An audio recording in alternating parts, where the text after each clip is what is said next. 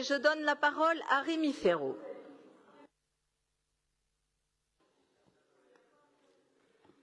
Merci Madame la maire. Chers collègues, la transformation du périphérique, c'est un sujet majeur.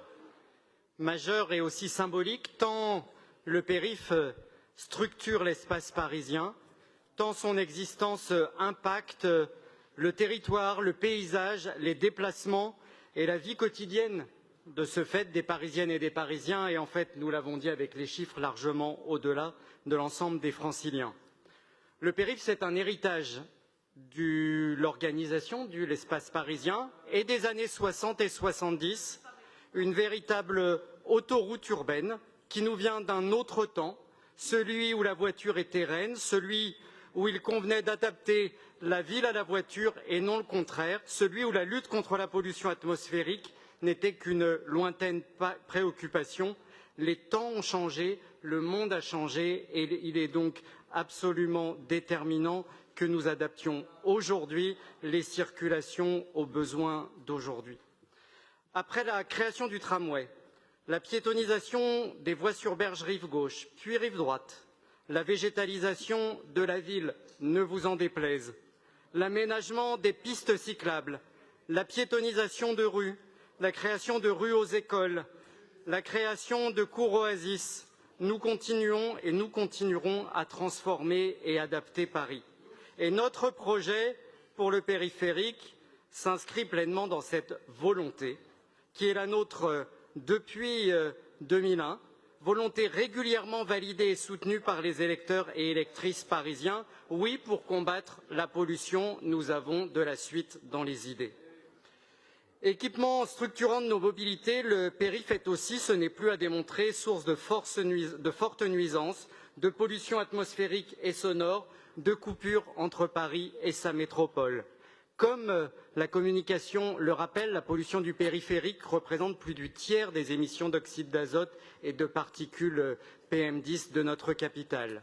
La pollution y est 6 fois supérieure au seuil recommandé par l'OMS et cela impacte directement la santé de 500 000 habitants des abords du périphérique. Ce chiffre, il est considérable.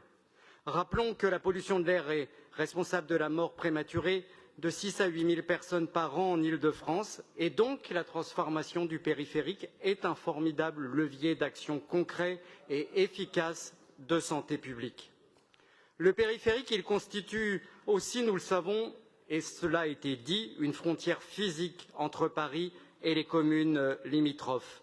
Réfléchir et travailler à la résorption de cette frontière incarne aussi le travail de réparation à l'égard de la banlieue parisienne engagée depuis 2001 et qu'il nous faut poursuivre. Car nous avons mis fin à cette politique qui consiste à mettre en dehors de Paris ce dont nous ne voulions pas à Paris et nous n'avons de cesse de créer un cercle vertueux de dialogue et de coopération avec les communes de la métropole. J'avoue que l'intervention sur ce point de Madame Gatel m'a paru très surprenante et très loin de la réalité. La réflexion engagée sur l'avenir du périphérique, elle contribue à ce dialogue métropolitain et la présentation de nos objectifs, elle a associé pleinement les maires des communes voisines qui sont tout autant riveraines du périphérique que l'est Paris. Cette communication, permettez-moi enfin de le rappeler, ne part pas de rien, mais elle s'inscrit dans le droit fil de la consultation internationale des routes du futur organisée en 2018 au pavillon de l'Arsenal et des préconisations de la mission d'information et d'évaluation dont vous êtes nombreux à avoir parlé, préconisations qui avaient été adoptées à l'unanimité du Conseil en juin 2019, grâce notamment au travail conduit par Laurence Goldgrab et par Éric Azière. Retrouverons-nous cette unité aujourd'hui ou y aura-t-il de la part de la droite parisienne un retour en arrière par rapport aux engagements pris à cette époque? En tout cas, nous sommes fidèles aux recommandations de l'AMIE. Dans le même ordre d'idées, l'APUR a élaboré un livre blanc en mai dernier et à l'initiative de la ville, un carrefour des mobilités regroupant toutes les parties prenantes verra le jour à l'automne. Oui, la méthode a de l'importance et la consultation, la co-construction est une obligation aussi pour la réussite des projets qui doivent voir le jour. Notre objectif de transformer le périph' n'est pas nouveau, mais il doit absolument associer l'ensemble des collectivités concernées. Il convient, parce que l'urgence climatique l'exige, de passer sans jeu de mots à la vitesse supérieure. C'est l'objet des mesures présentées dans cette communication. Alors, l'objectif qui nous est présenté, il est à la fois clair, ambitieux et progressif. Garantir une meilleure qualité de vie, renforcer la place de la nature en ville, recréer des services urbains, mieux relier Paris et les villes voisines. Cela passe par des mesures fortes, la pérennisation de la voie olympique pour en faire une voie réservée au covoiturage, au transport collectif et aux taxis.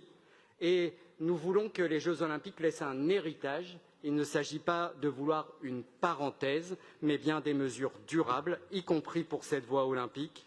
Le renforcement des continuités piétonnes et cyclables, le réaménagement des portes qui doit se poursuivre au-delà de 2024 et c'est une question essentielle qui doit nous mobiliser encore pour les années qui viennent car il reste beaucoup de portes encore à transformer et la plantation de 50 000 arbres sur les talus et les voies latérales du périphérique. Passer de la ceinture grise à la ceinture verte n'est pas pour nous un slogan mais bien un but dont nous voulons nous donner les moyens de l'atteindre.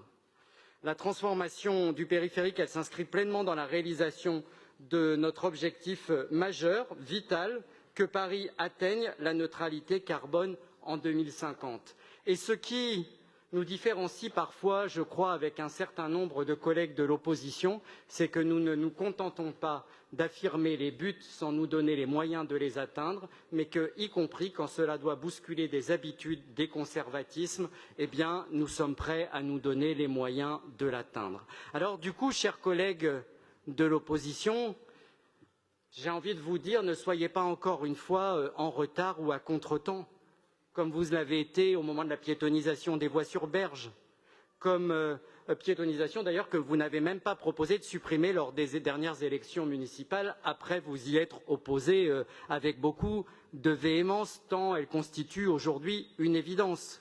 Nous verrons bien si vous êtes cohérent avec votre vote au moment de la dernière MIE.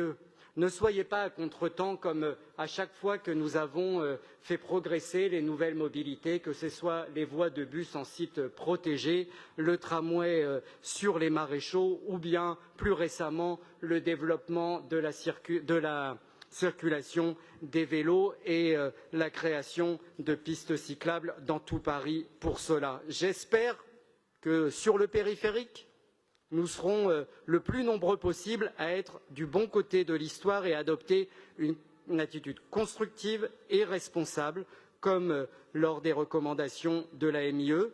Le dernier rapport du GIEC est formel, comme le rappelait Nathalie Makwa.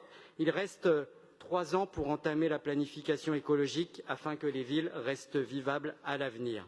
Nous ne devons pas rater ce rendez-vous. Il en va de la santé de nos concitoyens, de celle des générations futures, de celle de toutes les Parisiennes et les Parisiens et en réalité de tous les habitants de la métropole. C'est dans ce cadre que s'inscrit notre projet ambitieux pour le périphérique dont nous sommes très heureux de pouvoir discuter aujourd'hui. Merci beaucoup, Monsieur le Président.